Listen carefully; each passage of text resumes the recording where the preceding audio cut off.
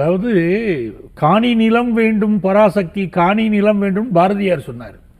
எல்லாருக்குமே ஒரு சொந்த வீடு வேணும்ல, எரி வலையாக இருந்தாலும் தனி வலையாக இருக்கணும்னாங்க. அப்படி ஒரு வீடு வேணும் அப்படிங்கும்போது ஒன்று நீங்கள் நினைக்கிறாப்புல கையில் காசு வச்சுக்கிட்டாங்க வீடு கட்டுறோம், நம்ம வீடு கட்டணும்னு ஆசைப்படுறோமே, அமையலையே, சரி.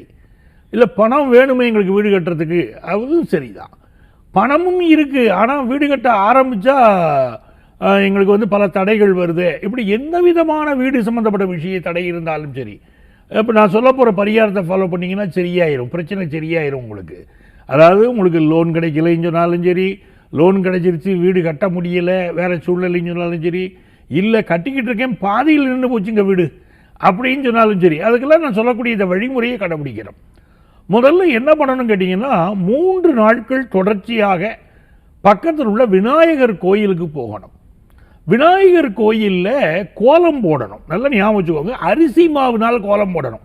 நான் கோலம் போடணும்னு சொன்ன உடனே பல பேர் சுண்ணாம்பு கல்லை வச்சு கோலம் போட்டு வந்துடுறாங்க, அப்படி நான் சொல்லலை. நல்லா அரிசி மாவுனால் கோலம் போடணும். கோலம் போட்டுட்டு அதற்கு பிறகு வெல்லம் இருக்குது பார்த்தீங்களா, வெல்லத்தை நல்லா பொடி செய்து கொஞ்சம் அரிசி மாவு கலந்து நம்ம வீட்டுக்கு பக்கத்தில் எங்கே காவல் தெய்வம் கோயில் இருக்குன்னு பாருங்கள். காவல் தெய்வம் குடிகொள்ளக்கூடிய இடங்கள் உங்களுக்கு தெரியும்.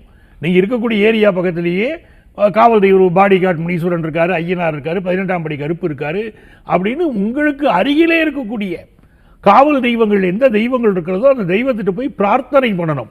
என்ன கிழமை பிரார்த்தனை பண்ணணும் தெரியுமா? செவ்வாய்க்கிழமை.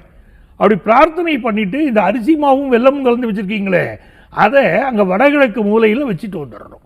இப்படி தொடர்ச்சியாக நீங்கள் செவ்வாய்க்கிழமைகளில் ஒரு 9 செவ்வாய்க்கிழமைகள் பண்ணுங்கள். அரிசி மாவு வெல்லம் கலந்து வடகிழக்கு மூலையில் அந்த காவல் தெய்வம் கூடி இருக்கக்கூடிய இடத்துல, அதுதான் முக்கியம், அப்படி வச்சுட்டு வாங்க.